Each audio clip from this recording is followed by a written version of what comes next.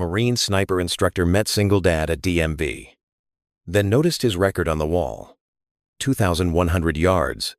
He thought he was just chatting with a quiet father in line. Until his eyes hit that plaque, and he realized the man beside him wasn't just a stranger. He was the legend he trained, and the reason he still wakes up from nightmares. Before we get into the story, comment below where in the world you are watching from today. The fluorescent lights hummed overhead in the crowded DMV, their harsh glow making the gray morning seem even more dreary.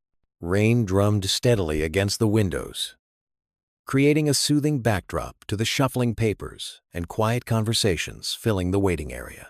Luke Garner sat in one of the hard plastic chairs, his long legs stretched out carefully to avoid bumping the seat in front of him. Next to him, Eli hunched over his math workbook, his small face scrunched in concentration. "Need help with that problem, buddy?" Luke asked softly, noticing his son's furrowed brow. The morning had started earlier than usual. They'd arrived at 7 a.m. sharp, hoping to beat the crowd, but it seemed everyone else had the same idea. Eli shook his head, his pencil tapping against the page. "I got it, Dad. Just trying to remember how Mrs. Peterson showed us to do fractions." Luke smiled, reaching over to smooth down a wayward strand of Eli's dark hair. The boy had inherited his mother's serious nature, approaching every task with quiet determination.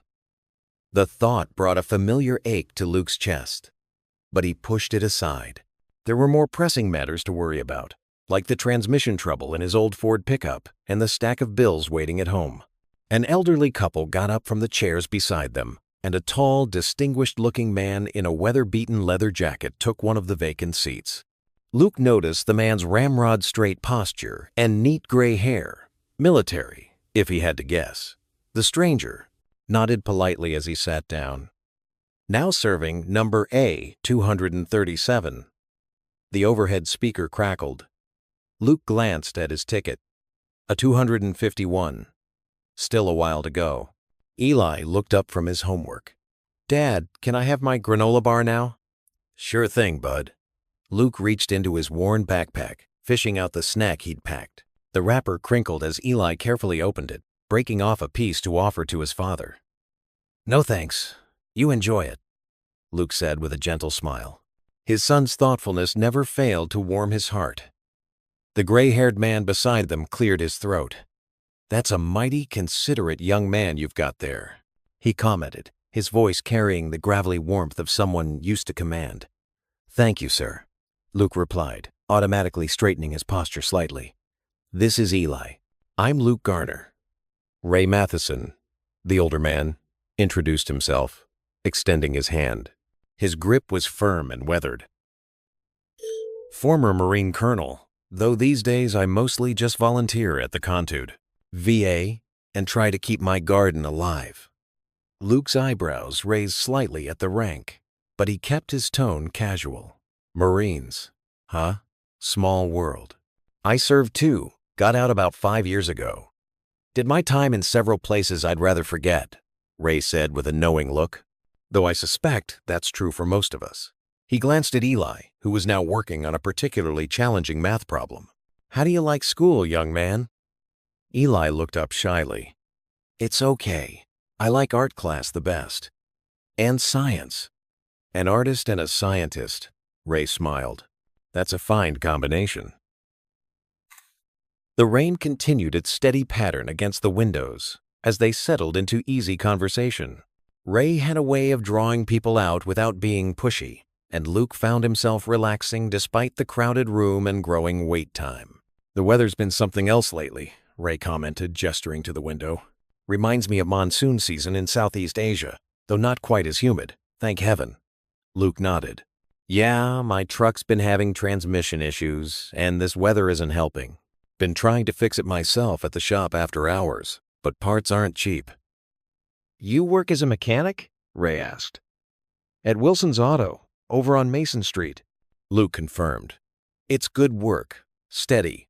Lets me be home for Eli in the evenings." Eli had finished his granola bar and was now sketching something in the margins of his workbook. Luke noticed Ray watching the boy with grandfatherly fondness. "Now serving number A, 245, the speaker announced. "Getting closer," Luke murmured, shifting in his seat.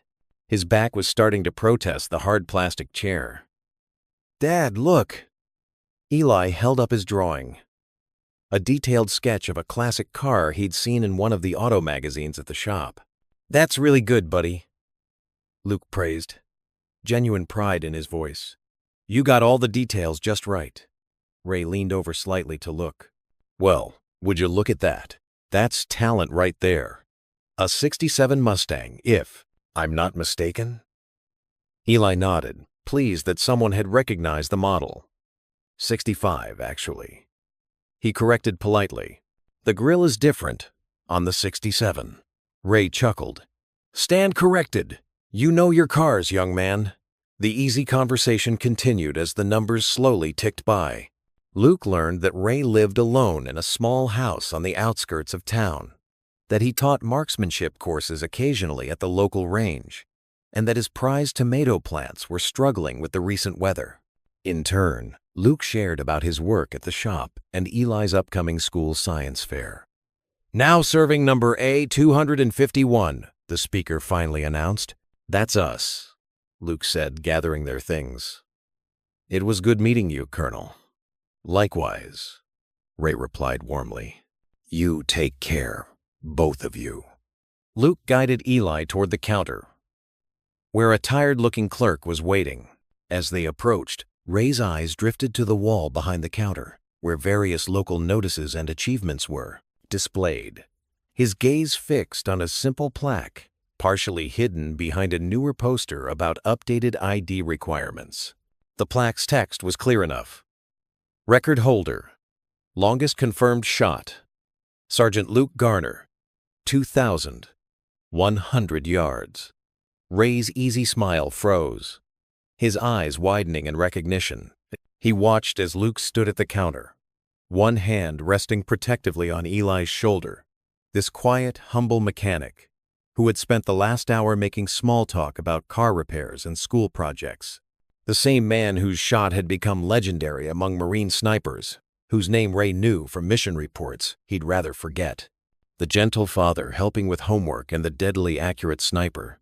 They were one and the same. Ray sat very still, memories he'd tried to bury surfacing like shadows in clear water. Luke tucked his new license into his wallet, gathering up Eli's scattered school books from the chairs. The boy carefully placed his pencils back into his Superman pencil case, making sure each one lined up perfectly. A habit that reminded Luke so much of himself. "Sergeant Garner?" A deep voice called from behind them. Luke turned to find a tall, gray-haired man approaching with purposeful steps. Despite his age, the stranger carried himself with the unmistakable bearing of a Marine, shoulders squared, chin high, every movement precise and measured. "Ray Matheson," the older man said, extending his hand. His grip was firm, weathered fingers strong from years of handling rifles. "You probably don't remember me, son, but I trained your class at Camp Pendleton." Luke's mind flickered back through the years. The names stirred something. Fragments of early morning drills, the sharp crack of rifles, and a commanding voice that demanded excellence, but never cruelty. "Colonel Matheson." Luke straightened slightly. "Old habits dying hard." "Of course, sir. You taught advanced marksmanship." Ray's face creased into a warm smile. "At ease, son. Been a long time since anyone's called me sir. Just Ray these days." His eyes moved to Eli, who had partially hidden himself behind Luke's leg. "And who's this young man?" "This is my son, Eli," Luke said, resting his hand on the boy's shoulder. "Eli, can you say hello to Mr. Babel Matheson?" "Hello," Eli mumbled, offering a tiny wave before tucking his hand back into his pocket. Ray glanced at the vending machines in the corner. "Got time for a coffee?" "My treat." He pulled some quarters from his pocket. "They even have hot chocolate, if your boy's interested." Luke checked his watch.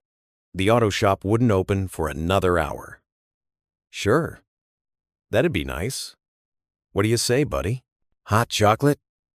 Eli nodded, his shyness melting slightly at the prospect of a treat. They settled into a corner of the waiting area, away from the main crowd.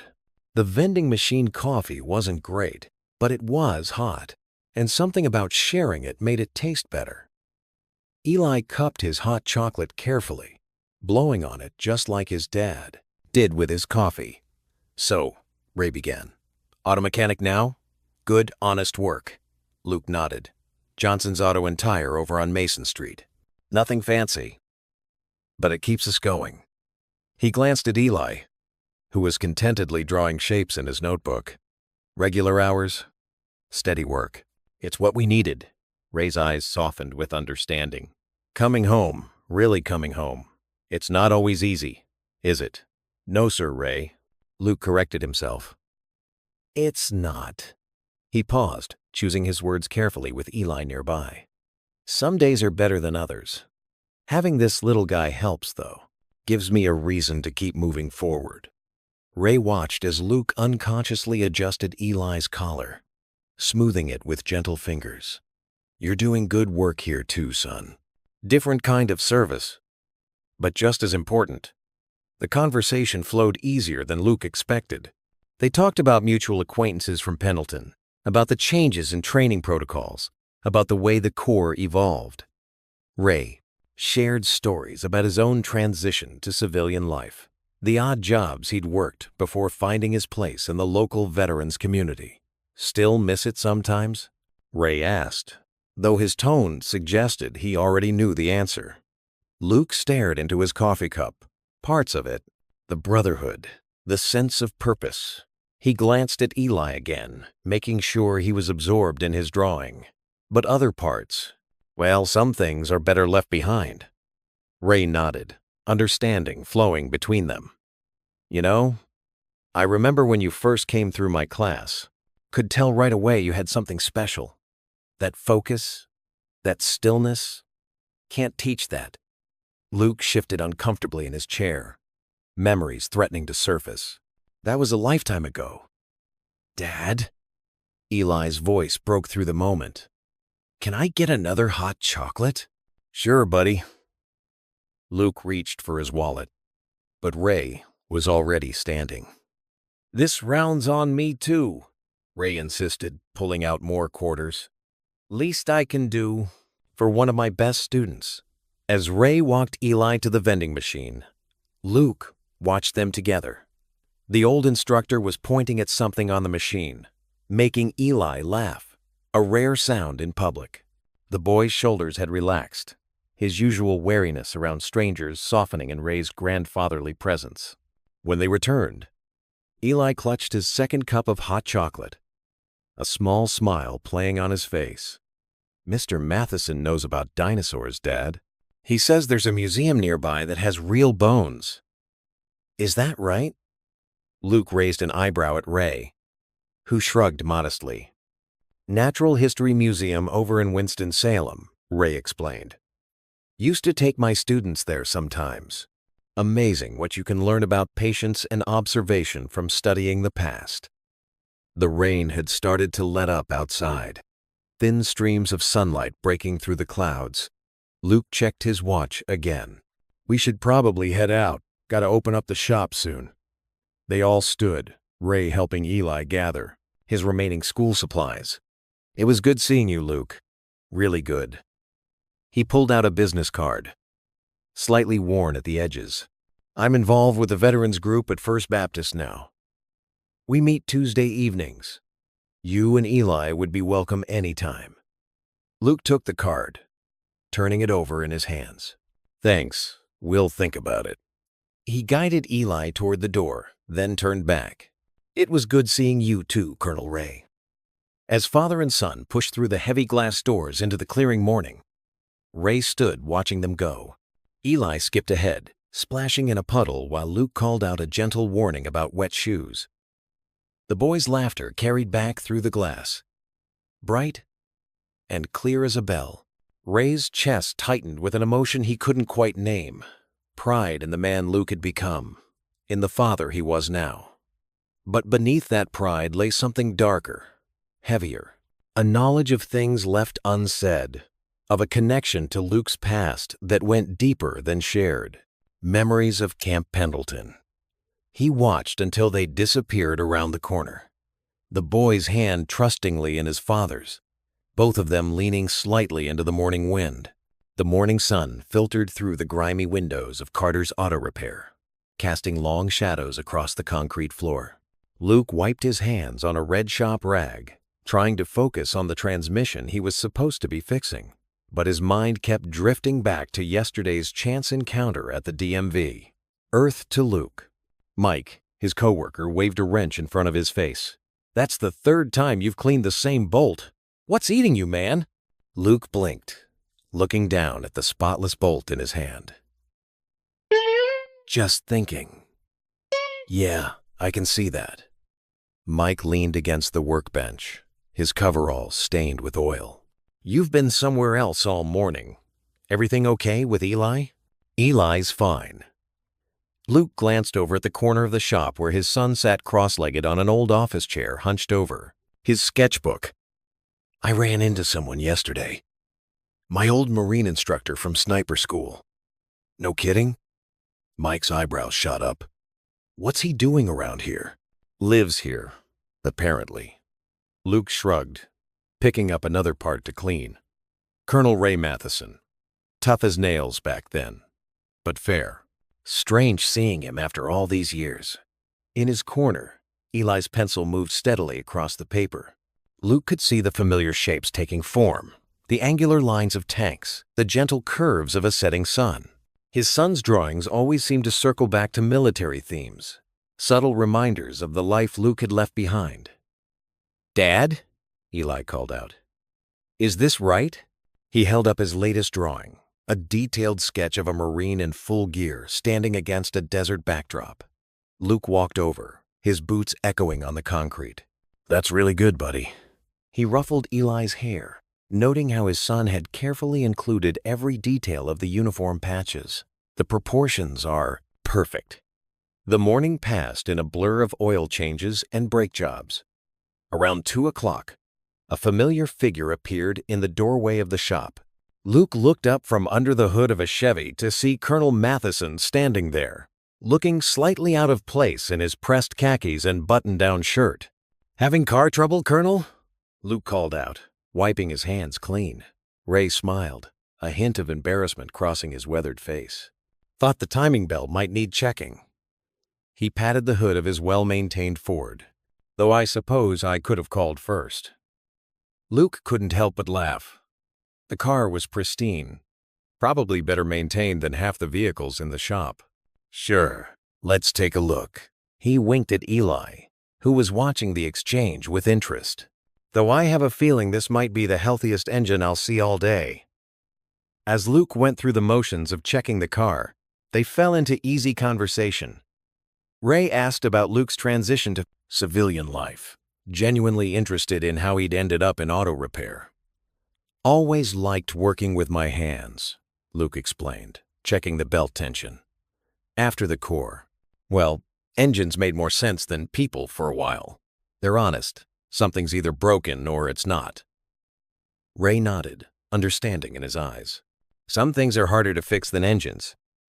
"Here." A small voice interrupted them. Eli stood there, holding out a juice box to Ray, his eyes shy but determined.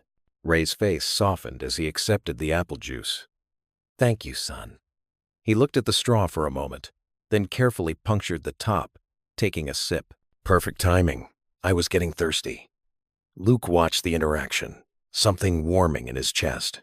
Eli rarely offered anything to strangers, preferring to stay in his own quiet world of drawings and observations. "Listen," Ray said, rolling the juice box between his palms. "There's this diner downtown, Mary's Place. They make a decent cup of coffee. I was thinking, if you're free Saturday morning." Luke hesitated, his hand pausing on the wrench.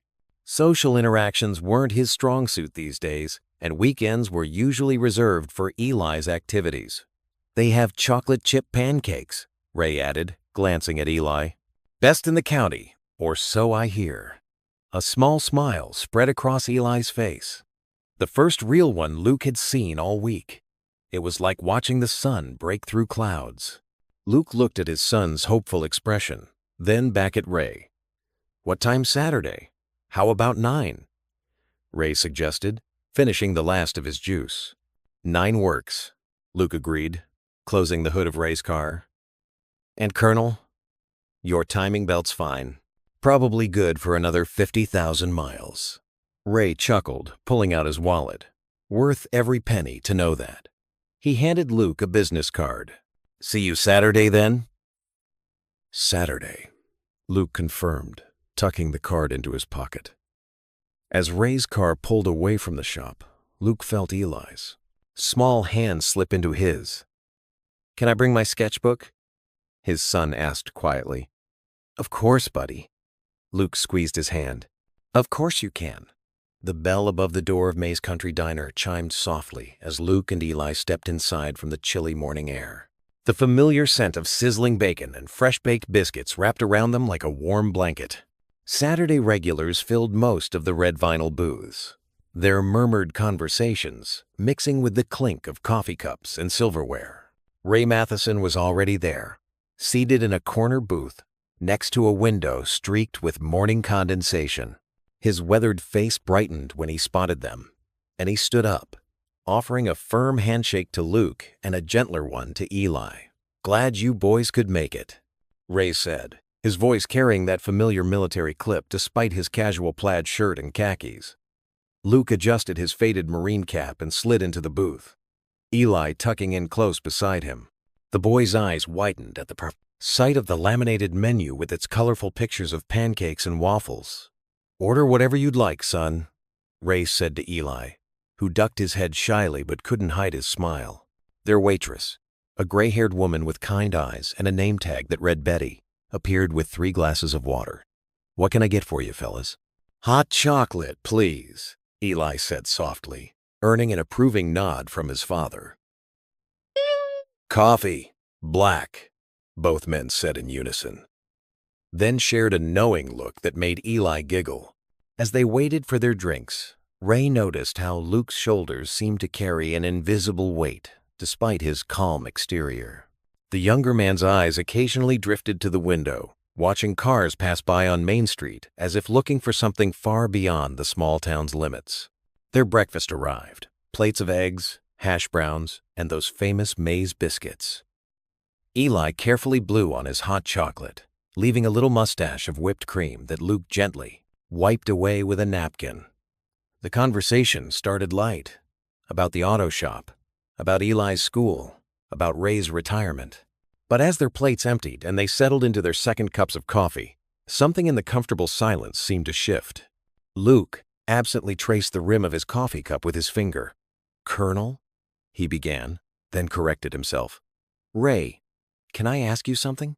Of course, son. How did you, after all your years of service, how did you make peace with the hard calls? Ray set down his coffee cup slowly, feeling the weight of unspoken words in Luke's question. Sometimes we don't, he answered honestly. Sometimes we just learn to live with them. Eli had become absorbed in drawing on his paper placemat with crayons Betty had brought him, creating a world of his own while the adults talked. Luke's voice dropped lower, meant only for Ray's ears. There was this mission, about 4 years ago, my last one. He paused, swallowing hard. We were in a village outside Kandahar. Intelligence said there was a high-value target in the area. Ray felt his heart begin to pound, but kept his face neutral, nodding for Luke to continue. I was set up on Overwatch, about 2,100 yards out. The target appeared, just like they said he would. But then, Luke's hands tightened around his coffee cup. A child ran into the street. Everything happened so fast. The crossfire. He stopped, taking a deep breath. She couldn't have been much older than Eli. Ray's throat went dry. He knew this story. He had read the after-action report dozens of times, had signed off on the operation himself. He had carried the weight of that decision every day since, never knowing he would one day be sitting across from the sniper who had been on that rooftop. "I couldn't stay in after that," Luke continued quietly. "Couldn't trust myself behind a scope anymore. Some nights I still wake up thinking about her face." Ray wanted to speak, to confess, to share the burden of guilt he'd carried. But looking at Luke's raw pain, at Eli's innocent concentration on his drawing, the words stuck in his throat. "I've never told anyone that before," Luke admitted, adjusting his cap again. "Not even the VA counselor." "Thank you for trusting me with it," Ray managed to say, his voice rougher than usual. Eli looked up from his drawing then, sensing the heaviness in the air. He pushed his artwork across the table to Ray, a careful crayon rendering of 3 stick figures. A tall one, a medium one, and a small one, all holding hands. "That's you, and Dad, and me," he explained softly. Ray stared at the simple drawing, feeling the weight of both grace and guilt pressing down on his chest. The trust in both their faces, Luke's and Eli's, felt like a gift he didn't deserve. Luke checked his watch and started gathering their things. "We should get going. I promised this little artist we'd stop by the hardware store to pick up supplies for his science project." They stood, Ray insisting on paying the bill despite Luke's protests. Outside the diner, the morning had warmed slightly, the sun breaking through the clouds. "Thank you for listening," Luke said, extending his hand. "You're easier to talk to than most people, sir." Ray shook his hand, forcing a smile that didn't quite reach his eyes. He watched as father and son walked down the sidewalk, Eli's hand tucked safely in Luke's, the morning sun casting their long shadows behind them. Only when they were out of sight did Ray let his smile fall.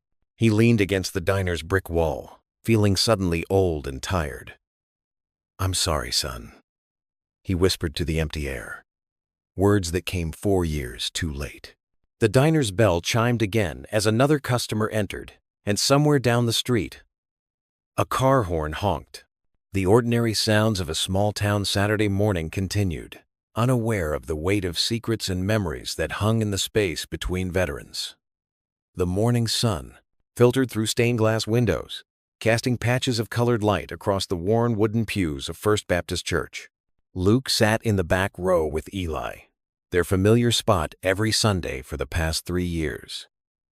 The old hymnal felt heavy in Luke's calloused hands as the congregation swayed gently to the piano's melody. "Amazing grace, how sweet the sound." The familiar words filled the small sanctuary. Luke's deep voice was barely above a whisper, but Eli sang out clear and strong beside him. Luke glanced down at his son, heart swelling at the boy's earnest expression. Eli knew every word by heart, just like Luke had at his age. The morning light caught the dust motes swirling in the air, and Luke found his thoughts drifting as the music washed over him. His eyes closed, and his prayer was simple but desperate. "Lord, please, just give me peace." The weight of his past felt especially heavy in these quiet moments, when there was nothing to distract him from his memories. Mrs. Henderson's piano playing swelled into the final verse, and Eli pressed closer to Luke's side, small hand finding his father's larger one. Luke squeezed it gently, grateful for the anchor his son provided in these moments. After the final hymn, Pastor Whitmore's sermon passed in a familiar rhythm of scripture and gentle wisdom. Luke found himself actually listening today, instead of just going through the motions. The message was about second chances and divine timing, how God could use even our mistakes to guide us toward healing. When the service ended, the congregation filtered out into the crisp autumn morning. The churchyard was alive with the usual post-service mingling, elderly ladies discussing lunch plans, children chasing each other around headstones, deacons talking about the upcoming fall festival. Luke helped Eli with his jacket when he spotted a familiar figure near the church steps. Ray Matheson stood talking with Pastor Whitmore, both men laughing at something. Ray had just said, "The colonel looked different here, more relaxed in his Sunday suit than he had at the diner yesterday." as if the church ground softened his military bearing somewhat. "Dad, look, it's Charlie." Eli tugged at Luke's sleeve, pointing to Pastor Whitmore's old golden retriever lounging in a patch of sun near the church door. Before Luke could respond, Eli was already trotting over to the dog, his dress shoes clicking on the concrete path. Luke followed more slowly, noting how naturally Ray and the pastor spoke to each other. As he approached, he caught fragments of their conversation about an upcoming veterans meeting.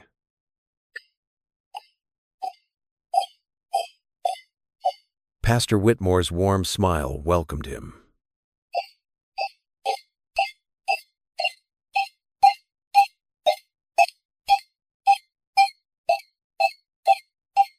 "He's been helping coordinate our veterans ministry for years now." "Didn't know you attended First Baptist, son," Ray said, extending his hand. His grip was firm but friendly. "Every Sunday," Luke replied, watching Eli scratch Charlie's ears, "though we usually slip out. Pretty quick after service." "Well, maybe you'd consider staying a bit longer sometime," Ray suggested. "We have a veterans group that meets Wednesday nights. Nothing formal, just coffee, conversation, fellowship. Some of these boys have been where you've been." Luke shifted uncomfortably. But before he could form a polite refusal, Eli called out, "Colonel Ray!" "My shoe's untied," Ray chuckled, already moving toward the boy. "Well, we can't have that, can we, soldier?" He knelt down beside Eli, his movements careful but sure as he helped the boy with his laces. "Here's a trick I learned in the Corps. Double knot. See? That'll keep 'em secure." Luke watched the scene unfold, something catching in his throat. Ray's patience, the gentle way he showed Eli the proper technique, the proud smile on his son's face when he got it right. It stirred memories of his own father, gone too soon to teach him such things. Pastor Whitmore stepped closer to Luke, speaking quietly. "Ray's been a blessing to our congregation, especially with the veterans ministry. Sometimes the best healing comes from those who truly understand our struggles." Luke nodded, unable to find the right words. He watched as Ray straightened up, ruffling Eli's hair with grandfatherly affection. "Think about Wednesday nights," Ray said, turning back to Luke. "No pressure. We're just here if you need us." The autumn breeze rustled through the churchyard's old oak trees as they prepared to leave. Eli had moved on to helping Pastor Whitmore feed Charlie treats from the pastor's pocket while Luke and Ray discussed the meeting details. As Luke called Eli to head home, Pastor Whitmore caught Ray's arm. The older men stood watching father and son walk toward their truck, Eli chattering excitedly about Charlie and his new shoe-tying technique. "You two were meant to find each other again," Pastor Whitmore said softly.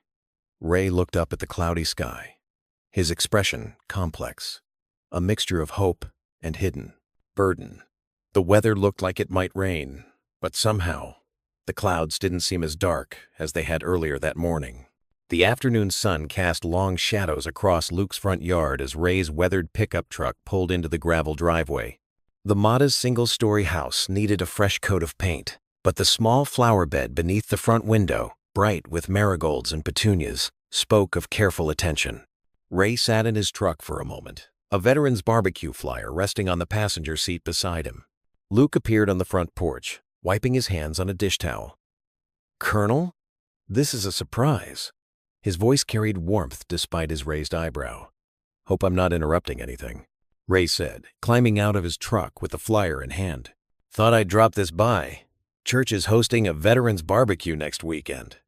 "Come on in," Luke gestured toward the door. "We just finished washing dishes." Inside, the living room welcomed Ray, with its modest comfort. A well-worn couch bore the indentation of countless father-son movie nights, while a coffee table displayed scattered colored pencils and Eli's latest drawings. Family photos lined the walls. Luke in his dress blues, Eli's school pictures, and an old snapshot of a woman with Eli's gentle eyes who must have been his mother. "Mr. Ray." Eli's excited voice carried from the hallway as he ran to greet their visitor. He wore pajama pants decorated with dinosaurs despite the early hour. and his socks didn't match. "Hey there, young man," Ray smiled, ruffling the boy's hair. That's when he noticed it, mounted on the wall above the television, a carefully maintained M40A5 sniper rifle. The weapon was spotlessly clean, its woodstock polished to a soft sheen, but Ray could tell from the dust on the mounting brackets that it hadn't been handled in years. Eli followed Ray's gaze. "That's Daddy's special gun," he said matter-of-factly. "He doesn't shoot anymore, though." Luke shifted uncomfortably, but before he could speak, Ray touched the wooden stock gently. "Sometimes it's not about hitting a target," he said softly. "Sometimes it's about steadying your hands again." A moment of understanding passed between the two men. Luke cleared his throat. "You eaten dinner yet, Colonel? We've got plenty of leftover lasagna." "Oh, I wouldn't want to impose. Please stay, Mr. Ray." Eli bounced on his toes. "Daddy made garlic bread too." Ray found himself seated at their small kitchen table, watching Luke reheat generous portions of lasagna, while Eli chattered about his day at school. The kitchen was humble but homey. Dishes drying in the rack, crayon drawings stuck to the refrigerator with magnets, a window box full of fresh herbs. "So there I was," Luke was saying as he served the food, trying to explain to Mrs. Henderson why her check engine light keeps coming on, and she swears up and down it must be because Mercury is in retrograde. Ray laughed, and to his surprise, Luke joined in. A full, uninhibited laugh that lit up his whole face.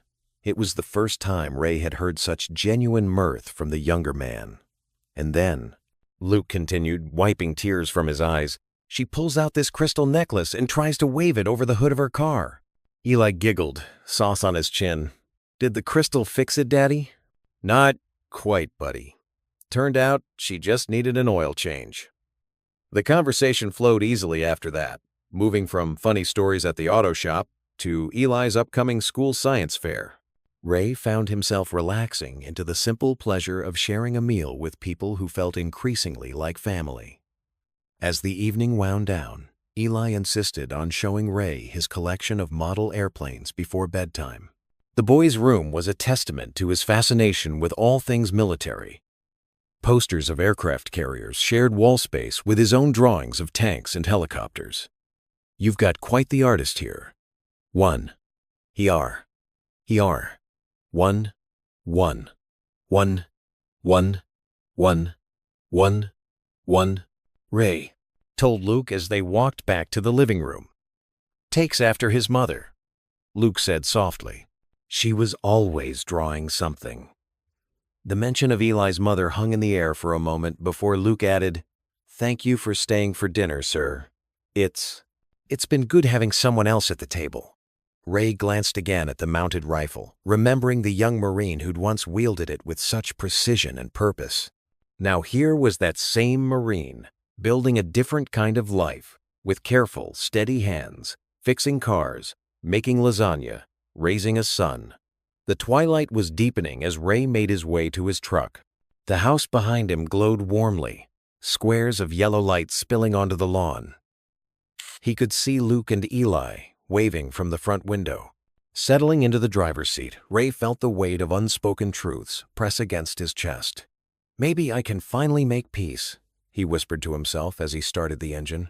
The bond between them was growing stronger with each passing day. But so was the burden of his hidden guilt. The late morning sun warmed the churchyard as country music drifted from portable speakers.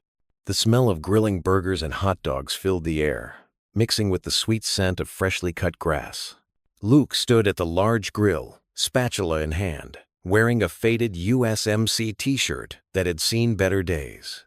His movements were practiced and steady as he flipped burgers with the same focus he once gave to maintaining his rifle. Eli darted across the lawn, giggling as he played tag with 3 other kids. His sneakers kicked up bits of grass, and his usually shy demeanor had melted away in the summer heat and excitement. Luke couldn't help but smile every time his son's laughter carried across the yard. Ray's pickup truck rumbled into the parking lot, and the old Marine stepped out carefully, balancing a covered pie dish in his weathered hands. He wore pressed khakis and a polo shirt, a change from his usual casual attire. The pie steam escaped from beneath the aluminum foil, carrying the unmistakable scent of fresh apples and cinnamon. "Thought we could use something sweet," Ray called out as he approached the grill. "My wife's old recipe. Been years since I tried making it, but some things you don't forget." Luke nodded appreciatively. "Smells amazing, sir." "You can set it with the other desserts under the pavilion." Other veterans began arriving in small groups, some with families, others alone. Many wore hats or shirts, declaring their service branches. A retired Army sergeant with a pronounced limp made his way to the grill first. "So this is the famous Marine sniper everyone's talking about," he said, extending his hand to Luke.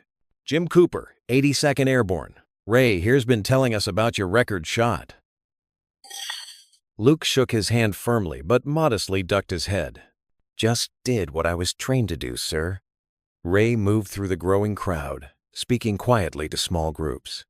2,100 yards, Luke overheard him saying. Perfect conditions, perfect shot. Saved his whole unit that day.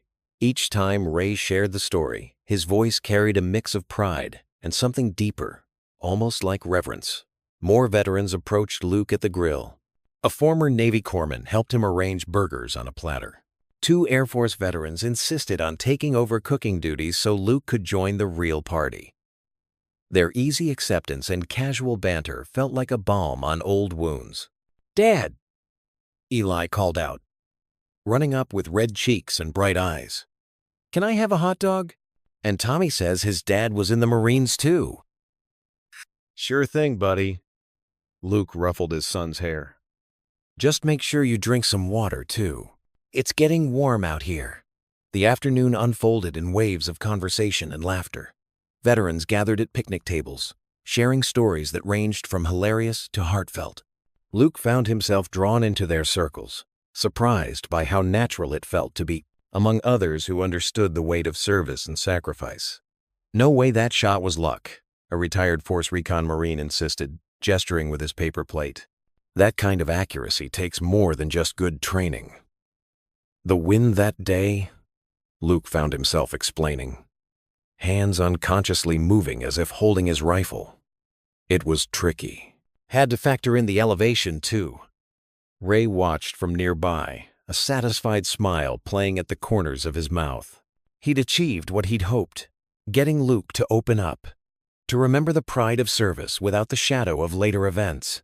As the sun began its westward slide, families started packing up chairs and coolers.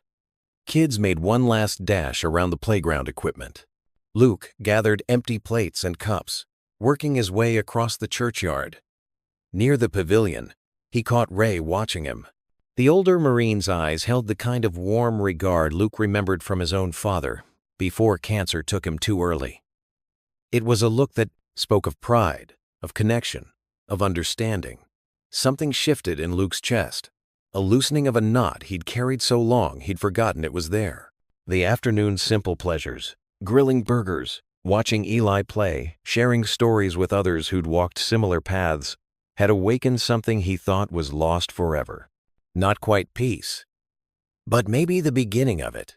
The digital clock on Luke's nightstand blinked 2:17 a.m. in harsh red numbers. His sheets were tangled around his legs, damp with sweat. The desert haunted his dreams again, sand stretching endlessly under a burning sun, the weight of his rifle against his shoulder, and the impossible choice he had to make. In his nightmare, the scene played out just as it had years ago. The target moved through the marketplace, blending with civilians. Luke's finger trembled on the trigger as his commanding officer's voice crackled through the radio. "Take the shot." Then came the sound that would echo in his burious clo. Mind forever. Not the crack of his rifle, but the scream that followed. Luke sat bolt upright, his heart hammering against his ribs. The bedroom was dark, except for the silver moonlight filtering through thin curtains. He pressed his palms against his eyes, trying to push away the images. But they clung to him like shadows. "Daddy?" Eli's small voice came from the doorway. The boy stood there in his Superman pajamas, clutching his stuffed tiger. His eyes were wide with worry in the dim light. "Hey, buddy," Luke said softly, forcing steadiness into his voice. "What are you doing up? I heard you making sounds." Eli padded across the carpet and climbed onto the bed. "Were you having a bad dream?" Luke pulled his son close, feeling the warmth of the small body against his side. Eli's presence anchored him to the present, away from the desert and its ghosts. "Yeah, just a silly dream. Nothing to worry about." "Was it about when you were a soldier?" Eli's voice was barely a whisper. Luke's throat tightened. Sometimes his son's perception startled him. "Something like that. But it's okay now. You should get back to bed." "Can I stay here for a little bit?" "Sure, buddy." Luke held him until Eli's breathing grew steady and slow. Carefully, he carried his sleeping son back to his own room, tucking him in beneath the covers decorated with spaceships and stars. Unable to face his own bed again, Luke made his way to the front porch. The night air was cool against his skin, carrying the lingering scent of summer grass and distant rain. He sank into the old wooden rocking chair, letting his eyes adjust to the darkness. Above him, stars scattered across the sky like broken glass. Luke remembered nights in Afghanistan when he'd looked up at those same stars, finding comfort in their constant presence. Now they felt like distant witnesses to everything he'd done and failed to do. The quiet was broken by the soft rumble of an engine. Headlights swept across the front yard as a familiar pickup truck pulled into the driveway. Ray stepped out, carrying a plastic container. "Couldn't sleep either?" Ray called softly, climbing the porch steps. Luke managed a tired smile. "Rough night. Brought you some leftovers from the barbecue," Ray said, setting the container on the small table between them. "Sarah's potato salad. Too good to waste." Without asking, Ray settled into the second rocking chair. They sat in comfortable silence, two men who understood that sometimes words weren't necessary. The sky began to lighten almost imperceptibly in the east, the stars fading one by one. "Coffee," Luke offered after a while. Wouldn't say no. Luke went inside and returned with 2 steaming mugs.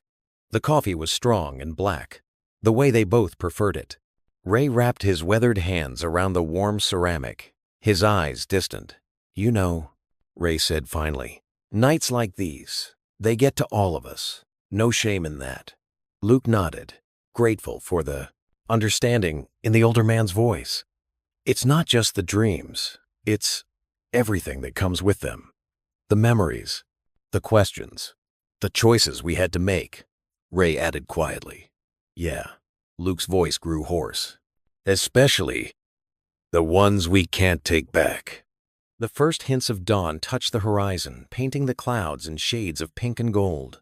Birds began their morning songs in the trees, oblivious to the weight of memory hanging between the two men. "I used to think time would make it easier," Luke continued.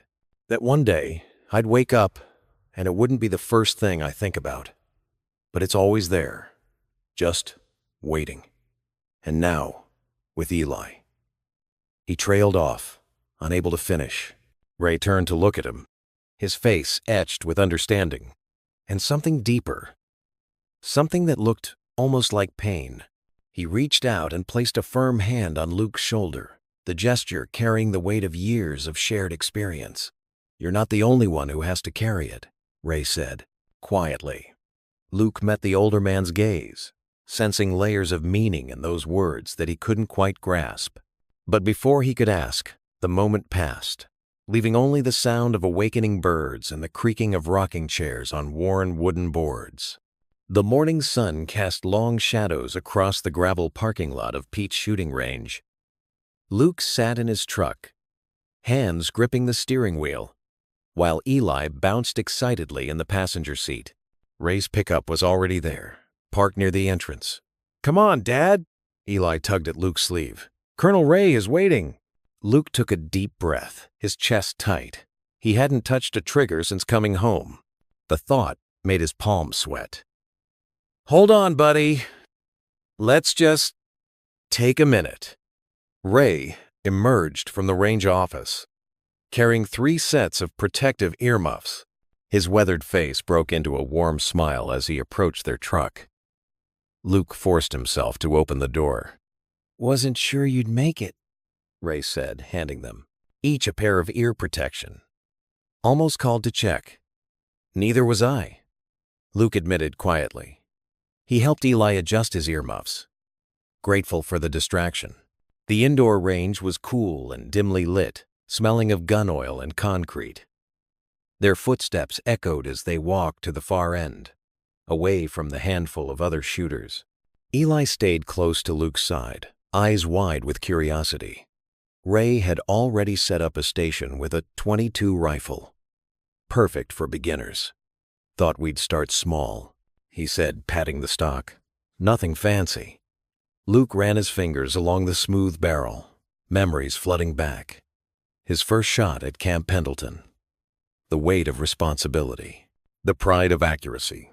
His hand trembled slightly. "Dad?" Eli's voice was soft. "Are you okay?" Luke knelt beside his son, meeting his worried eyes. "Yeah, buddy. Just remembering some things," he managed to smile.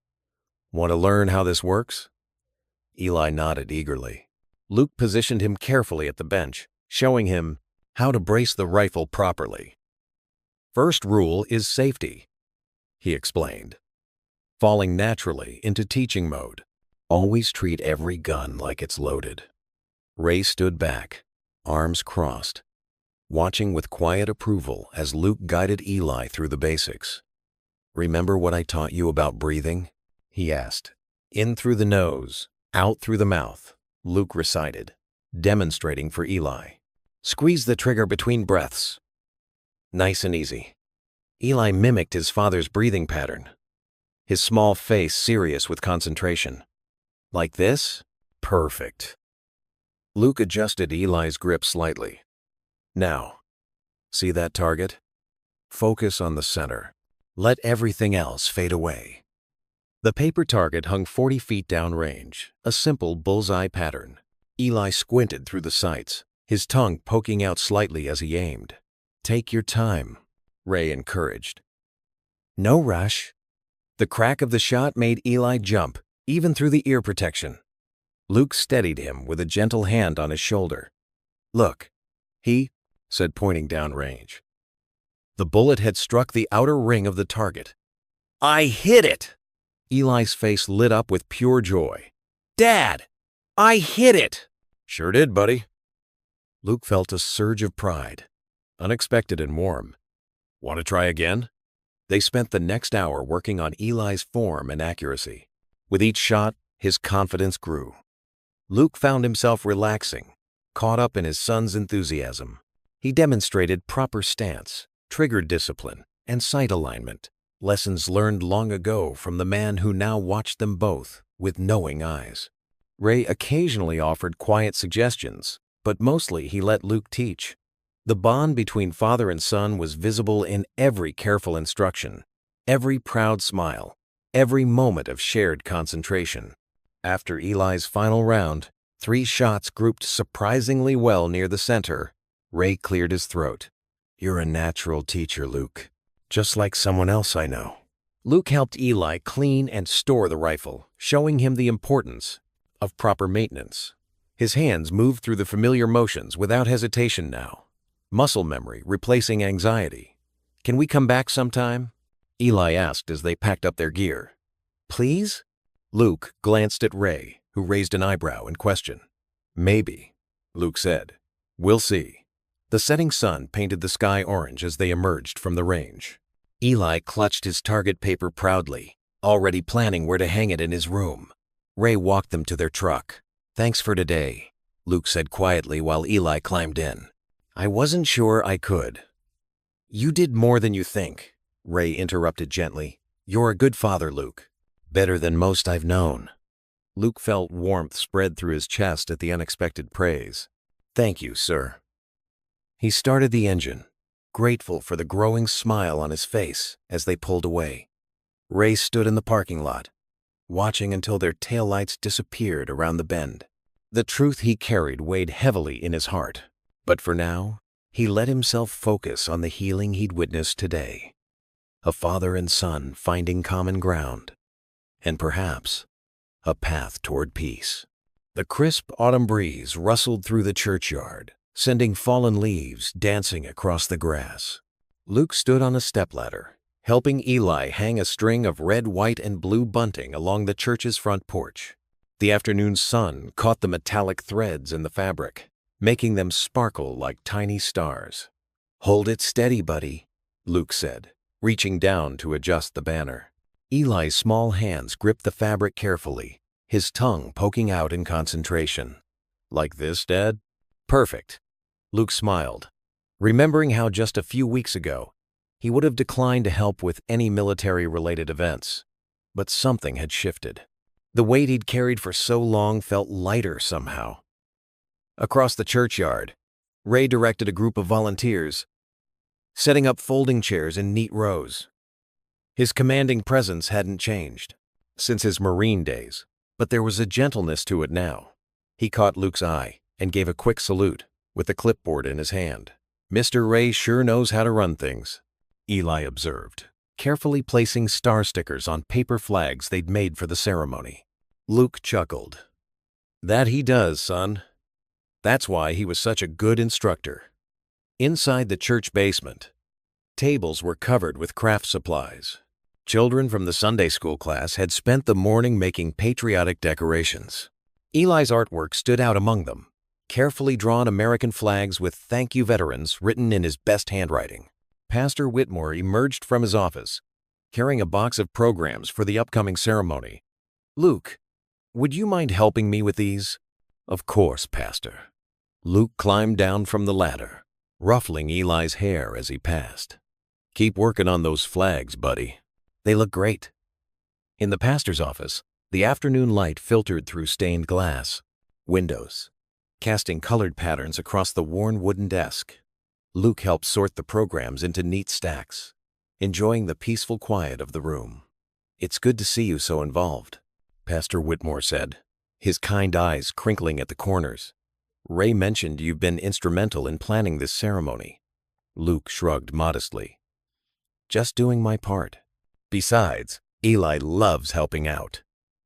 "Ray's been a blessing to this community," the pastor continued, carefully arranging programs. "Especially to our veterans. He has a way of reaching people who've lost their way." Luke nodded, thinking about the past few weeks. "He does. I wasn't sure about coming back to church regularly, but—" He paused, choosing his words carefully.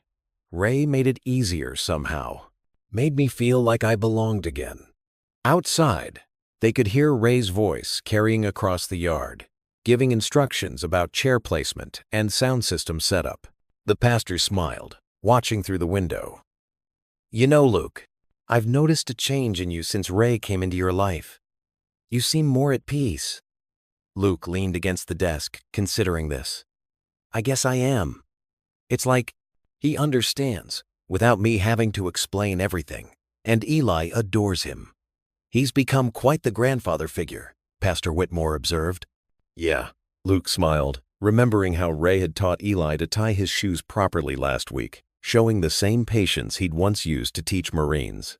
"I never thought I'd trust anyone with Eli like that. But Ray, he's different." The pastor settled into his chair, his expression thoughtful. "You've opened up more in the past month than in the 2 years I've known you, Luke. That's what faith in people can do. It helps us heal. I was angry for so long," Luke admitted quietly. "At myself, at God, at everything. But being around Ray, seeing how he serves others despite whatever he's been through, it's helped me remember who I used to be. Who I still am, maybe." Through the window, they could see Eli showing Ray his decorated flags, beaming with pride as the older man examined each one carefully. Ray's face lit up with genuine joy, making Eli glow with happiness. "You know what Ray's planning for the ceremony?" the pastor asked, a knowing look in his eyes. Luke shook his head. "He's been pretty secretive about some parts of it. Says it's a surprise. He wants to honor you properly, Pastor Whitmore said softly. He believes your story needs to be told. Luke shifted uncomfortably. I'm not sure I deserve that kind of recognition. That's exactly why you do. The pastor leaned forward in his chair. Luke, sometimes the hardest person to forgive is yourself. But forgiveness doesn't always come in the form you expect. Luke nodded, not fully understanding the deeper meaning behind those words, but feeling their truth. Nonetheless, he watched through the window as Ray helped Eli hang more flags, their laughter carrying across the churchyard. I just want be worthy of this second chance, Luke said quietly, of Ray's friendship, of this community's acceptance. You already are, Pastor Whitmore assured him, rising to stack the sorted programs. You always were. They worked in comfortable silence for a while, organizing the remaining materials for the ceremony. Outside, the sun began its slow descent, casting long shadows across the churchyard where Ray and Eli continued their decorating. 2 generations bound by love and simple acts of service. The November morning dawned crisp and clear, perfect for the Veterans Day ceremony. American flags lined the churchyard path, their colors bright against the autumn sky. The gentle breeze carried the smell of fresh coffee and pastries from the fellowship hall. Luke stood in front of his bedroom mirror, carefully adjusting his Marine uniform jacket. The metals clinked softly as his fingers brushed over them. He hadn't worn it in years, but today felt different. The fabric still fit, though. It felt heavier now, weighted with memories. Dad, Eli called from downstairs. Are you ready? Colonel Ray said we can't be late. Luke smiled, watching his son's reflection appear in the mirror. Eli wore his Sunday best, his dark hair carefully combed. Looking sharp, buddy, Luke said, ruffling Eli's hair. Got your drawing pad? Yep. Eli held up his notebook. I'm gonna draw everything today, even you giving your speech. The drive to church was quiet, both lost in thought. Luke's hands gripped the steering wheel a bit tighter than usual. He'd avoided ceremonies like this for years, but Ray had insisted. Time to let people thank you properly, he'd said. The church parking lot was already full when they arrived. Folding chairs filled the lawn, facing a small stage draped with red, white, and blue bunting. Veterans in various uniforms mingled with families, their conversations creating a gentle hum in the morning air. Luke, over here! Ray waved from near the stage. He wore his full dress uniform, medals glinting in the sunlight. His smile was warm as he clasped Luke's hand. Proud to have you here, son. Eli found his seat in the front row, right next to the pastor's wife who had saved spots for them. He pulled out his drawing pad, already sketching the flags and the gathering crowd. The ceremony began with the Pledge of Allegiance, voices rising together in the morning air. Ray took the podium, his presence commanding attention. His voice carried across the churchyard, strong and clear. Today, we honor not just the uniform, but the heart beneath it, Ray began. We celebrate not just victories, but the courage to face our deepest battles. His eyes found Luke in the crowd. Some heroes among us carried their burden quietly, asking nothing in return. Luke felt his throat tighten as Ray continued, speaking about sacrifice, duty, and the bonds formed in service. The words wrapped around him like a warm blanket, acknowledging things he'd never been able to express himself. Today, I want to recognize someone special, Ray said, his voice softening. A Marine who exemplifies everything we stand for. Luke Garner, would you please join me? Luke's feet felt heavy as he walked to the stage. The applause surrounded him, but it was Eli's beaming face he focused on, the boy's pencil flying across his paper to capture the moment.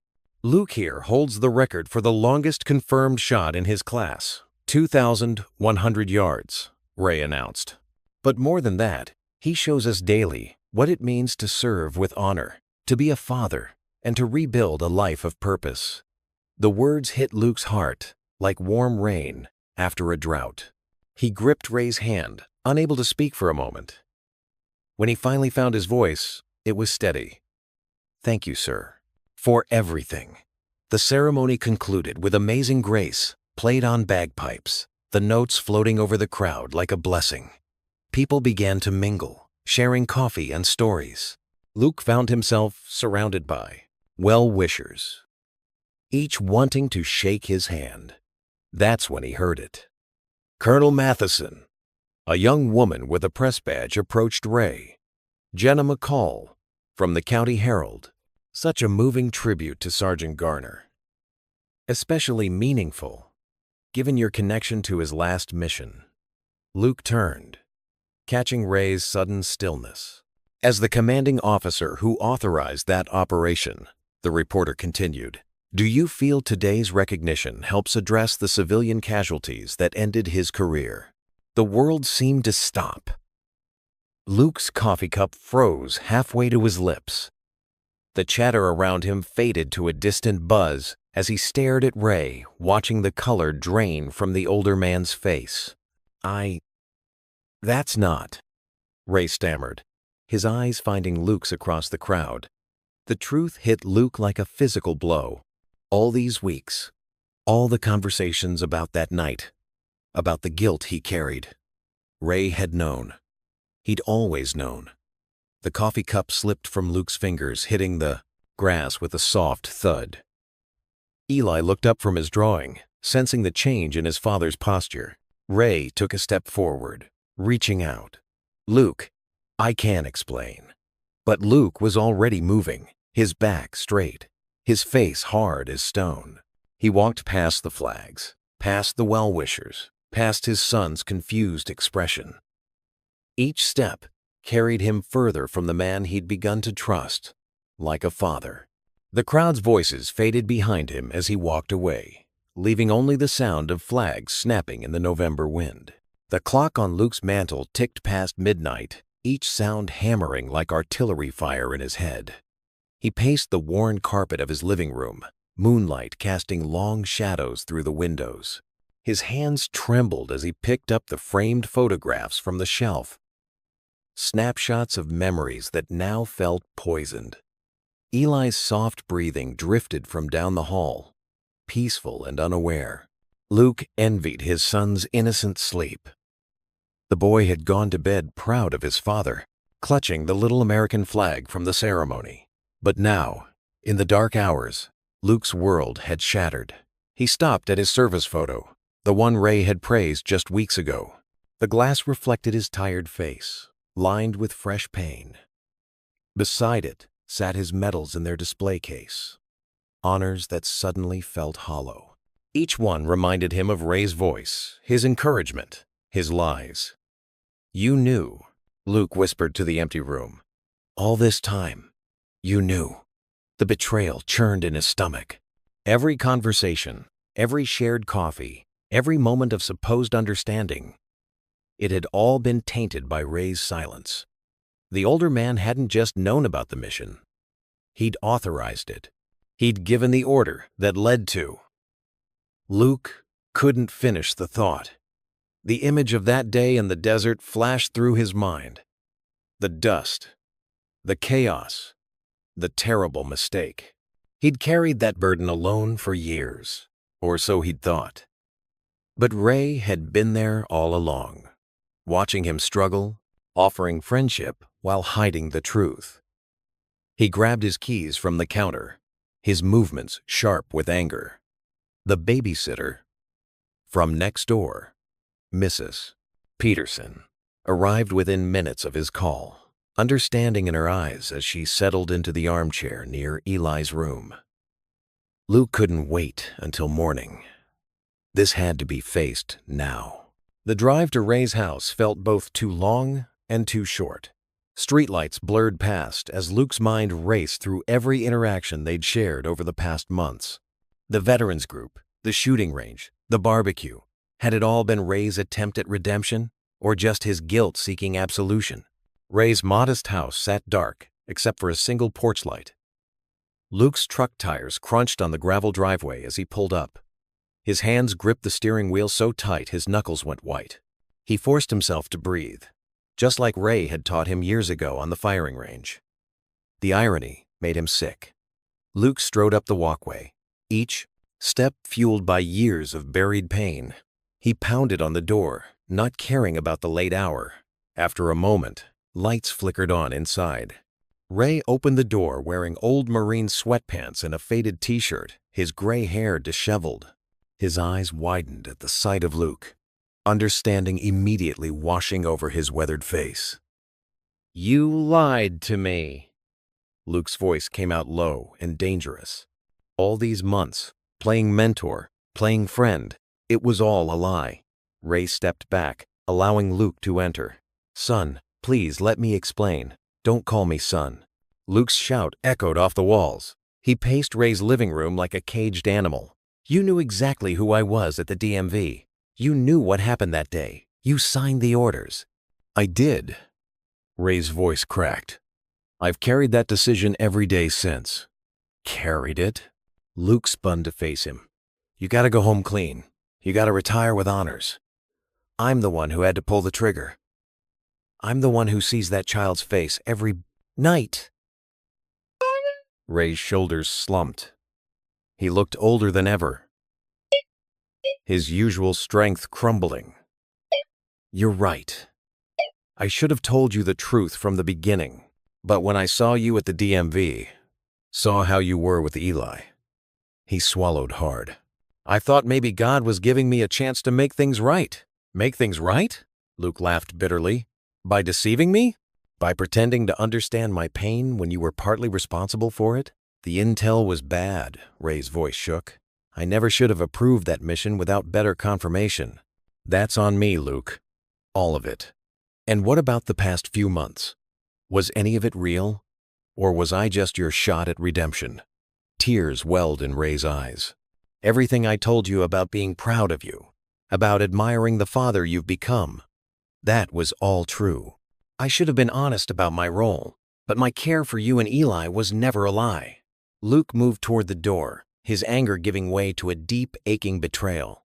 "You're just another officer who got to go home clean," he spat. "Keep your guilt. Keep your prayers. Just stay away from me and my son." The door slammed behind him with enough force to rattle the windows. Inside, Ray's legs gave out, and he collapsed into his armchair. His chest heaved with sobs as he gripped the arms of the chair, his heart racing painfully. "Dear Lord," he whispered through his tears, "please forgive me. Please help him forgive me."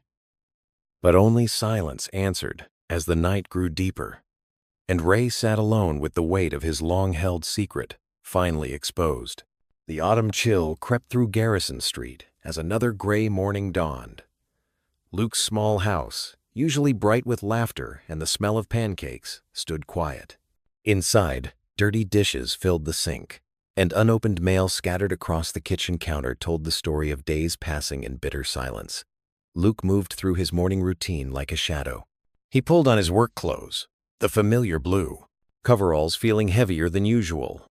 His weathered hands fumbled with the buttons, his mind elsewhere, back in that churchyard, hearing those words that changed everything. "Daddy?" Eli's small voice came from the doorway. "Are we having breakfast today?" Luke looked up, seeing his son already dressed for school, backpack clutched tight against his chest like a shield. The sight stabbed at his heart. "Sorry, buddy. Got distracted." He managed a weak smile. "How about some cereal?" Eli nodded, but his usual morning bounce was gone. He slid into his chair at the kitchen table, watching his father's stiff movements. The boy's drawings, usually proudly displayed on the refrigerator, had slowly disappeared over the past few days, as if he too was retreating from the world. At work, Luke buried himself in engines and oil changes. His co-workers knew better than to ask about the veterans event or why Colonel Matheson hadn't stopped by lately. They just passed him tools in silence, respecting the invisible wall he'd built around himself. During lunch break, Luke sat alone in his truck, staring at his phone. 3 missed calls from Pastor Whitmore. 2 text messages from Ray. He deleted them all without reading. Across town, Ray Matheson's house had become equally silent. The usually active veteran hadn't shown up for his regular volunteer work at the church food bank. His truck stayed parked in the driveway, collecting leaves. Inside, Ray sat in his study, surrounded by old photographs and service medals. His normally neat appearance had slipped, his shirt was wrinkled, and several days' worth of stubble covered his chin. When his phone rang, he barely glanced at it. Pastor Whitmore again. This time, he answered. Ray. The pastor's gentle voice came through. We need to talk about this. There's nothing to talk about, David. Ray's voice sounded tired, stripped of its usual authority. I made my bed. Luke's hurting. You're hurting. This isn't what God wants for either of you. Ray rubbed his chest, wincing at the familiar tightness. I tried to visit him yesterday. He wouldn't even open the door. Give him time, Pastor Whitmore advised. But don't give up.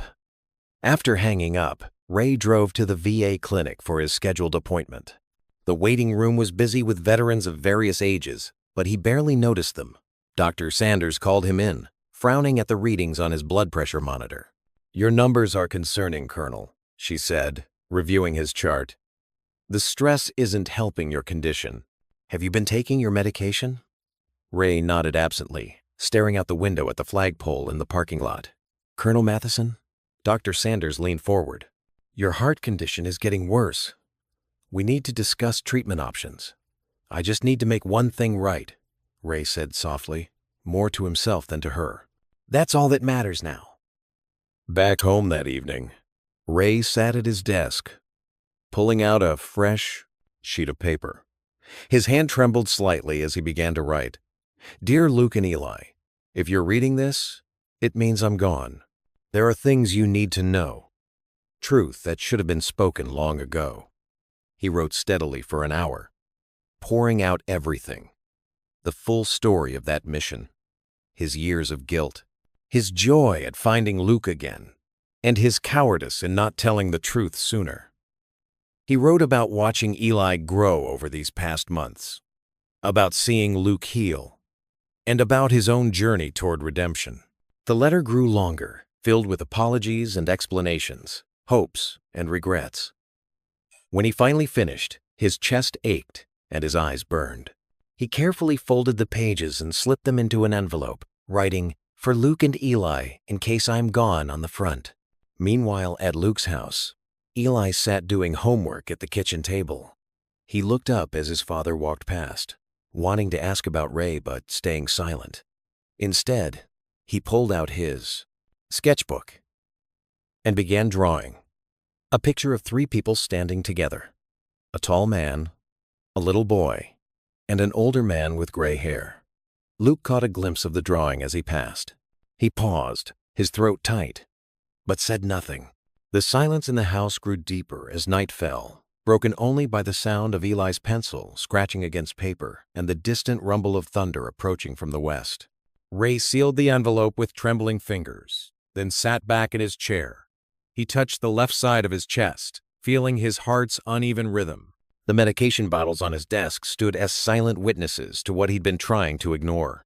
Outside his window, the first drops of rain began to fall, marking the start of what would become a long night for both men, one seeking forgiveness, the other struggling to give it.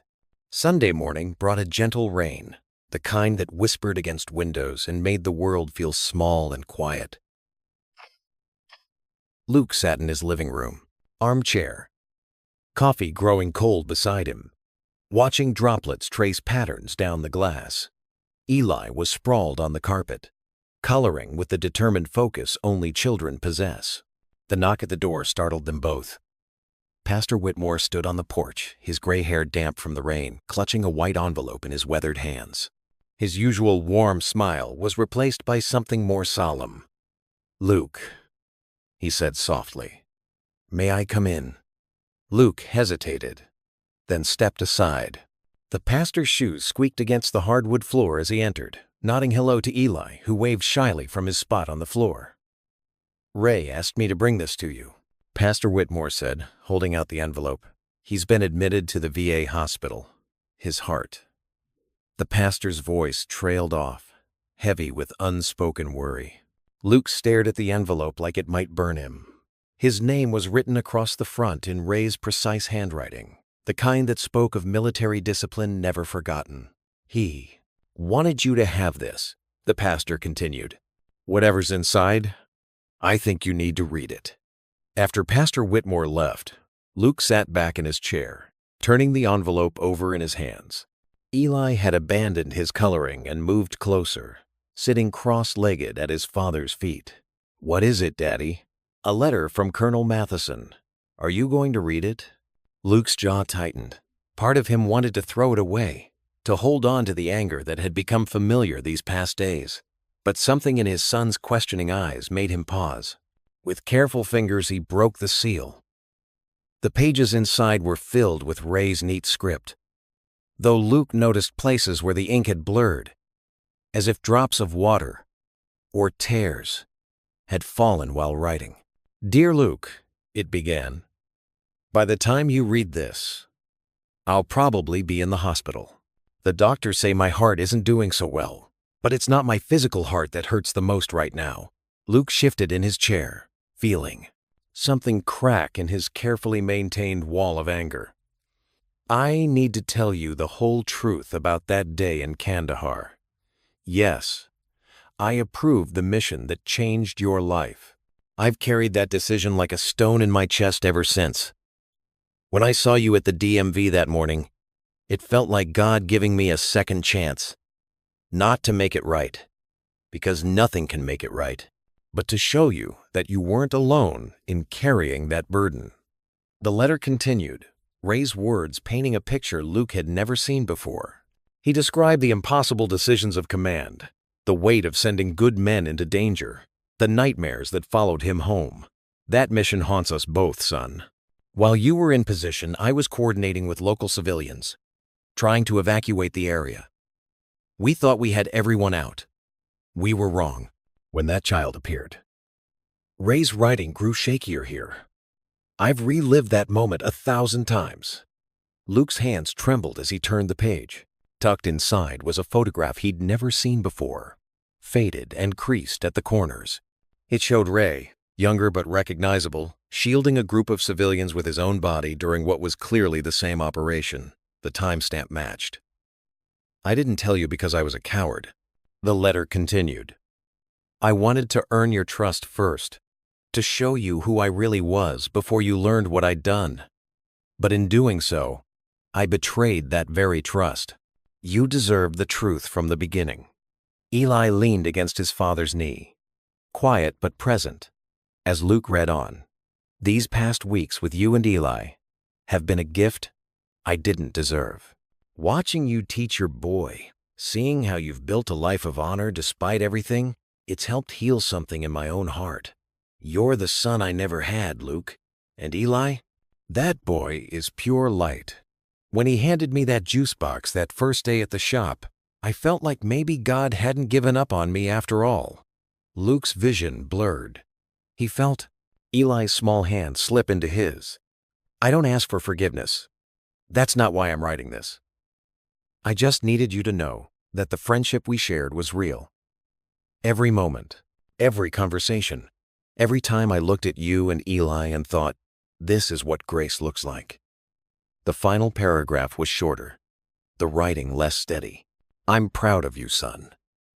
Proud of the father you've become, the man you are. Whatever you decide after reading this, know that. And know that the ghosts we carry don't define us. Sometimes they just lead us to where we need to be." It was signed simply, Ray. Luke let the pages fall into his lap. His cheeks were wet, and he realized he was crying, really crying, for the first time since that day in the desert. All the anger, all the betrayal, seemed to wash away with those tears, leaving behind something that felt almost like peace. "Daddy?" Eli's voice was small but steady. He squeezed his father's hand. "Are you okay?" Luke looked down at his braid.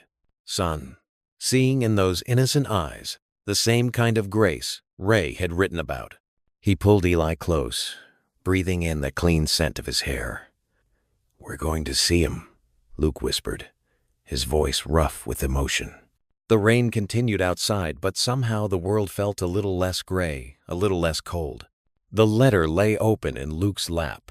Ray's words bridge-building across the silence of the past days, reaching towards something that felt like forgiveness.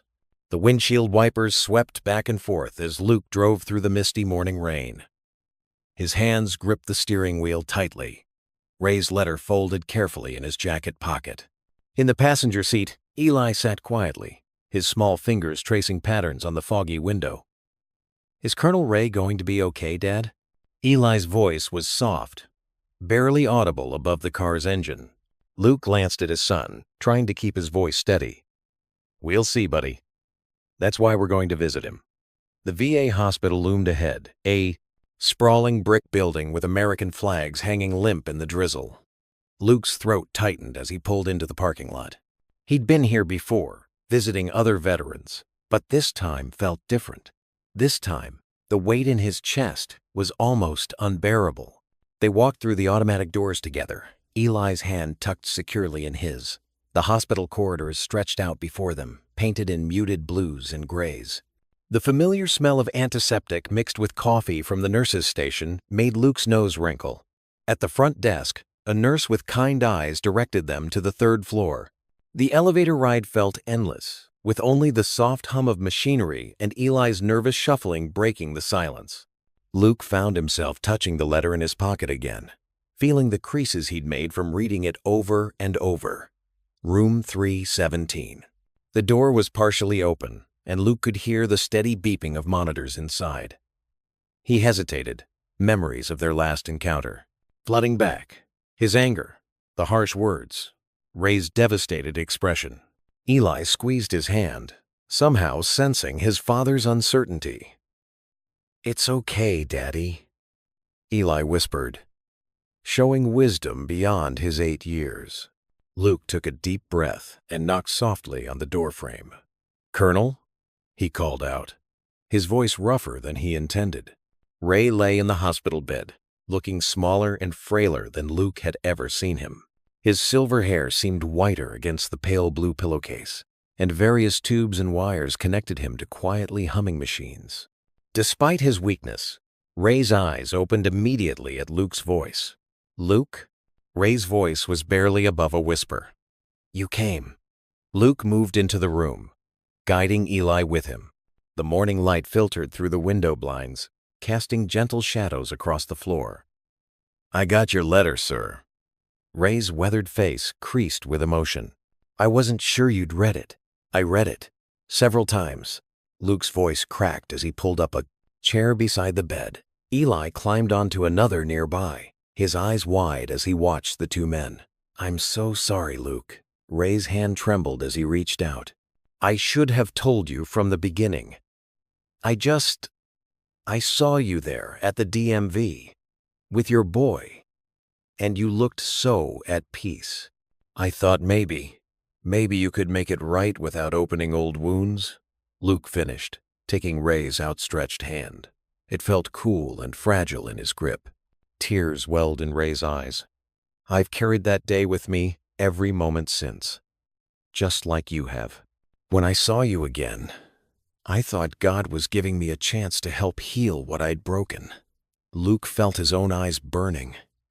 "I was so angry when I found out.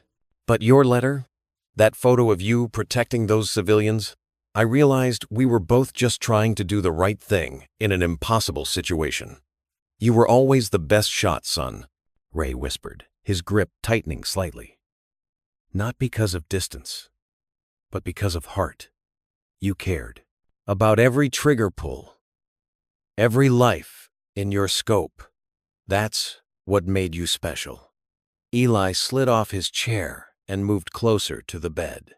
"Colonel Ray?" His voice was small but clear. Ray turned his head slightly, a weak smile touching his lips. "Hey there, young man.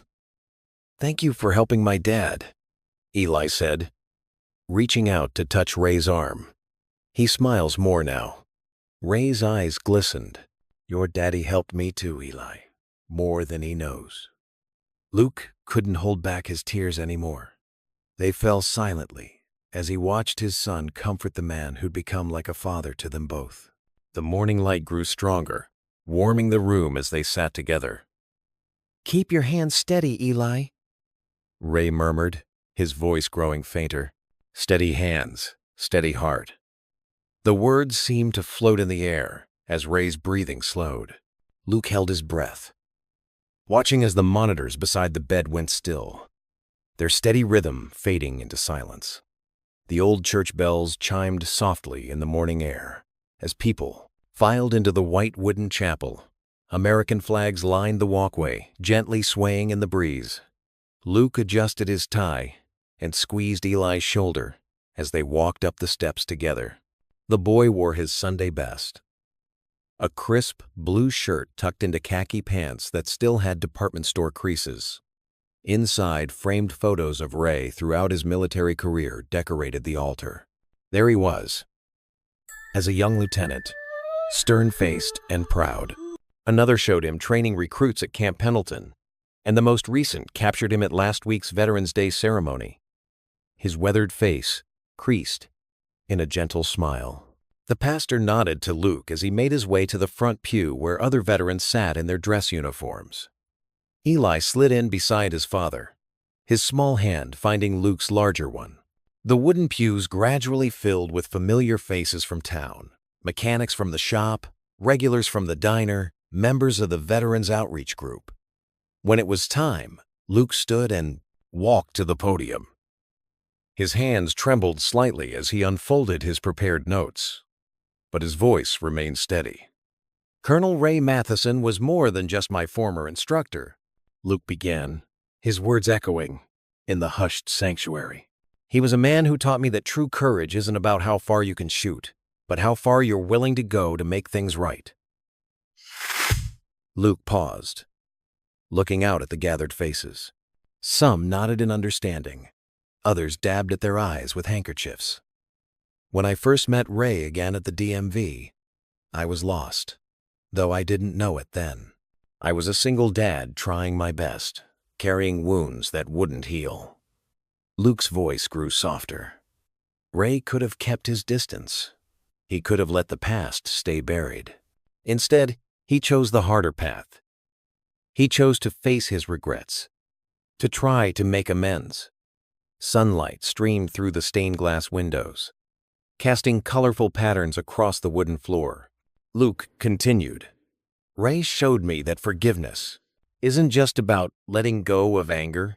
Sometimes it's about understanding that the person you're angry with is fighting the same battles you are." He glanced at Eli, who sat straight-backed and solemn. "He became a grandfather to my son, showing him what it means to have steady hands and a steady heart. He taught us both that healing doesn't come from running from your past. It comes from facing it with grace." Luke's voice grew thick with emotion. In his final letter to me, Ray wrote that his greatest honor wasn't any medal or commendation. It was being allowed to be part of our lives, to help mend what was broken. He carried the weight of difficult decisions made in war, just as I did. But he taught me that we don't have to carry those burdens alone. The chapel fell silent as Luke finished speaking. Only the soft whisper of wind through the open windows could be heard. "Semper Fidelis, Colonel," he said finally, touching 2 fingers to his brow in a subtle salute. "Always faithful until the end." After the service, a small procession of cars wound their way to the coast. The Marine Memorial stood atop a grassy bluff overlooking the ocean, its bronze figure eternally vigilant against the horizon. Below, waves crashed against the rocky shore, where Ray had once trained countless young Marines in the art of marksmanship. Luke carried the simple wooden box containing Ray's ashes, Eli walking solemnly beside him. Other mourners formed a loose circle, heads bowed in respect. The pastor spoke a final prayer as the salt breeze carried his words away. When the moment came, Luke opened the box with careful reverence. He and Eli stepped forward together, father and son united in this final duty. The wind was perfect, steady and true, just as Ray had taught them about shooting conditions so many years ago. Ready, buddy? Luke asked softly. Eli nodded, his small hands joining his father's on the box. Together, they released Ray's ashes into the wind. The gray particles caught the sunlight as they drifted out over the waves, becoming one with the sea and sky. The gathered veterans raised their hands in salute as a bugler played taps, its mournful notes floating across the water. Luke stood at attention, his own salute crisp and proper, tears running freely down his cheeks now. When the last note faded, most of the mourners began making their way back to their cars. Luke and Eli remained, watching the sun sink lower toward the horizon. The waves below continued their endless rhythm against the shore, a sound Ray must have known well during his years of training young Marines. Eli stepped closer to the memorial's edge, his back straight and chin lifted just as Ray had shown him. His small hand rose in a perfect salute, one that would have made the old colonel proud. "Goodbye, Gramps," he whispered to the waves. Luke moved behind his son, placing a gentle hand on his shoulder. Together they stood in comfortable silence, watching the sun paint the sky in brilliant oranges and pinks as it descended toward the water. The same ocean that had witnessed countless young Marines learning to steady their hands now carried Ray's ashes in its eternal dance. Spring sunshine filtered through the budding trees, casting dappled shadows on the forest floor. Behind Luke Garner's modest home, nestled in a peaceful clearing, stood 3 wooden targets mounted on hay bales. The makeshift range wasn't fancy, just some recycled lumber and supplies from the hardware store. But it held meaning deeper than its simple appearance suggested. Luke watched as 8-year-old Eli carefully arranged his shooting mat on the ground, just as they'd practiced. The boy's tongue poked out slightly in concentration as he smoothed every wrinkle from the fabric, making sure it was perfect. It reminded Luke so much of himself at that age, determined, methodical, paying attention to every detail. "Remember what Ray taught us?" Luke asked softly, kneeling beside his son. Eli nodded, his eyes bright. "Steady hands, steady heart," he recited, then added with a small grin, "And don't forget to breathe, Dad." Luke chuckled, ruffling Eli's hair. The morning air was crisp and clean, carrying the sweet scent of early wildflowers. They'd built this range together over the past few months, spending weekends clearing brush and setting up targets. It wasn't about becoming a marksman or following in military footsteps. It was about something else entirely. "You know," Luke said, helping Eli adjust his safety glasses, "Colonel Ray used to say that shooting wasn't just about hitting targets.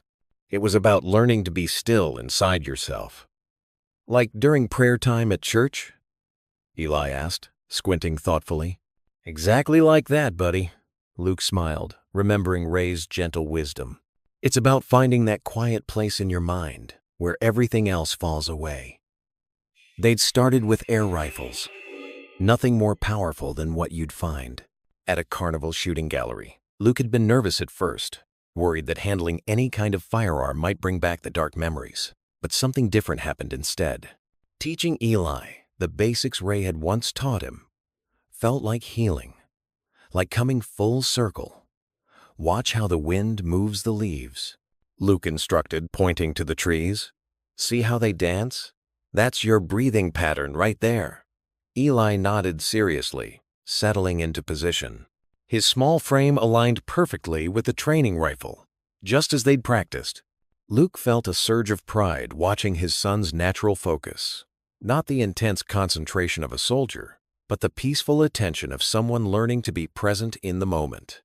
"Tell me the steps," Luke prompted, sitting cross-legged beside him. "First, check if the range is clear," Eli recited carefully. "Then, get comfortable on the mat. Breathe in slow, just like the leaves." He demonstrated taking a deep breath. "Line up the sights and squeeze real gentle, like petting Mrs. Peterson's cat." Luke couldn't help but smile at the comparison. Ray would have loved that. He always said the best teachers found ways to make complex things simple. They spent the morning this way, father and son, taking turns with the rifle. Between shots, they shared stories about Ray, funny moments at the church barbecue, the time he tried to bake a pie and nearly set off the smoke alarm, the way his eyes crinkled when he laughed. "Remember when he helped us fix the truck?" Eli asked, carefully reloading. "He got grease all over his fancy church shirt." Luke laughed, the memory warm in his chest. "He sure did. Said it was worth it, though, just to see you smile when that engine finally started." The morning sun climbed higher, warming the spring air. Birds called from the trees, unafraid of the occasional soft pop from the air rifle. This place had become their sanctuary. Not a reminder of war, but a testament to peace. "Dad?" Eli looked up from the rifle, his expression serious. "Do you think Colonel Ray can see us now?" Luke paused, feeling the gentle breeze brush his face. "I believe he can, buddy. I really do." Eli nodded, satisfied, then turned back to his target. His breathing steadied, just as they'd practiced. Luke watched his son's small fingers curl around the grip, steady and sure. The shot broke the morning quiet, a gentle pop followed by the satisfying ping of pellet meeting target, dead center. Eli's face lit up with joy, but he maintained his position, just as he'd been taught. Safety first, always. "Did you see that, Dad?" he whispered excitedly, following proper range protocol by keeping his voice low. "I sure did." Luke's chest swelled with pride, not just at the accurate shot, but at the patience and discipline his son showed. That was perfect form, buddy. Ray would be proud.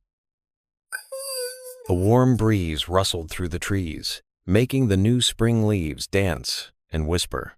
For a moment, Luke could almost hear Ray's voice in that gentle sound. Steady hands, steady heart. Father and son stood together in the clearing, bathed in golden morning light. The target gleamed in the distance, its bullseye a testament to more than just marksmanship. It spoke of healing, of lessons passed down, of love that bridged generations. Luke looked at his son, seeing not just the boy he was, but the man he would become. Someone who understood that true strength came from patience, focus, and a gentle heart. Ray's legacy lived on, not in war stories or military records, but in these quiet moments of connection and growth. The sunlight streamed through the trees, turning the world to gold. In that moment, Luke felt a peace he hadn't known in years. A peace built on forgiveness, faith, and the enduring power of love to heal even the deepest wounds. What would you do if you were in their place? Comment your answer below, and let's see how you'd rewrite the ending. If you enjoyed the story of Luke Garner, I handpicked the next story that you will enjoy. Please don't miss this one. Click here to watch it.